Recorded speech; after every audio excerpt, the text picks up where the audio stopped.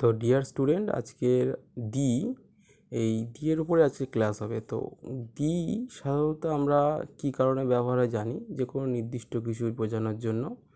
তো এই ডিকে অনেকে দ উচ্চারণ করে বা ডিকে অনেক সময় দি উচ্চারণ করে। আমরা হয়তো অনেকে বুঝতে পারি না, বা অনেক স্টুডেন্টদের মধ্যে এটা একটা বিভ্রান্তি যে ডি কখন হবে, দ কখন হবে।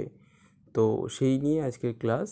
তো সাধারণত আজকের ক্লাসের নাম হচ্ছে প্রোনাউন্সিয়েশন অফ দি, অর্থাৎ দি এর উচ্চারণ। দি অথবা দ যাই বলি না কেন, আমরা সেই দুটো সেটার উচ্চারণটা আজকে আমরা জানবো এই ক্লাসের মাধ্যমে। তো প্রথমে একটা কথা বলি যে দি সাধারণত কি কোনো নির্দিষ্ট বস্তুর আগে ব্যবহার হয়।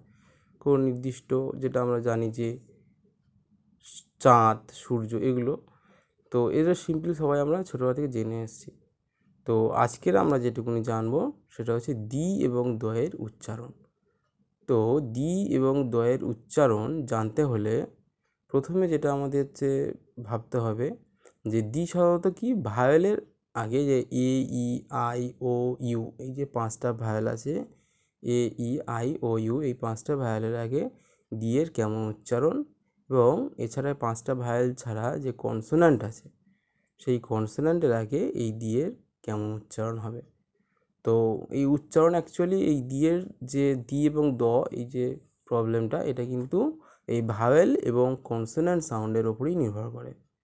ভাওয়েল সাউন্ড এবং কনসোন্যান্ট, ভাওয়েল সাউন্ডের আগে এটা কিন্তু দি এর মতো উচ্চারণ হয়, অর্থাৎ THEE, অর্থাৎ দি এর মতো। আর যেটা হচ্ছে কনসোন্যান্ট সাউন্ডের আগে সেটা হচ্ছে দ। কনসোন্যান্ট সাউন্ডের আগে এটা উচ্চারণ হয় দ এর মতো, THOU লিখেছি আমি, এটা উচ্চারণটা সুবিধার জন্য। তো এটা কনসোন্যান্টের আগে ব্যবহার হয়, কনসোন্যান্ট সাউন্ডের আগে। ঠিক আছে, তো আমরা তাহলে বুঝে গেছি যে ভাওয়েল সাউন্ডের আগে দি এবং কনসোন্যান্ট সাউন্ডের আগে দ উচ্চারণ হয়। অর্থাৎ কোনো ওয়ার্ড যদি ভাওয়েলের দিয়ে শুরু হয় সেটা হচ্ছে দি।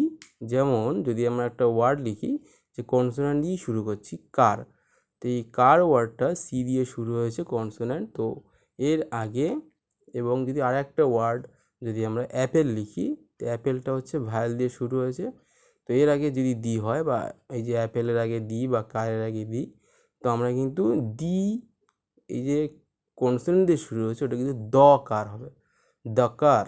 ঠিক আছে, আর এটা হচ্ছে দি অ্যাপেল। ঠিক আছে, তাহলে ওটা হচ্ছে কি, প্রথমটা দ, THOU, দ, আমরা দ উচ্চারণ করব, এবং কনসোনেন্টের আগে, ভায়োলের আগে সেটা হচ্ছে উচ্চারণ করব কি, যেহেতু এটা এ দিয়ে শুরু হয়েছে, সেটা উচ্চারণ করব দি। তাহলে ক্লিয়ার করতে পারলাম যে দি এবং দয়ের উচ্চারণটা কোথায়, কিভাবে, কেমনভাবে হবে।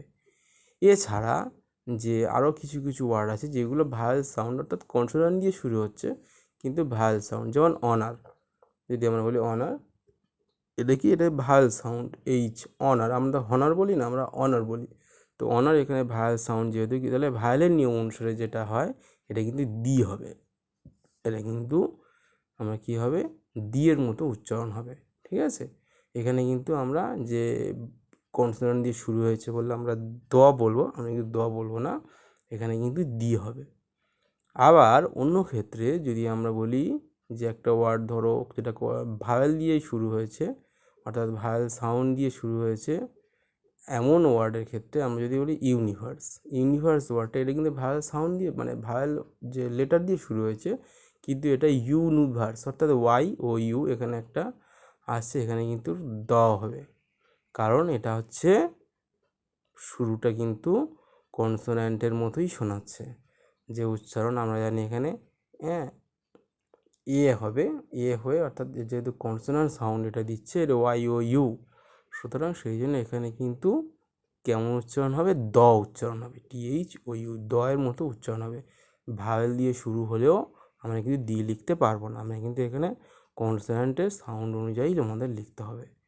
তাহলে ক্লিয়ার করতে পারলাম যে কোথায় দি এবং কোথায় দ আমাদের কথাটা ইউজ হচ্ছে। দি এবং দয়ের পুরোপুরি ব্যাখ্যা আমি এখানে দিয়ে দিলাম। তাই নেক্সট টাইমে হয়তো অসুবিধা হবে না স্টুডেন্ট যারা দেখছে।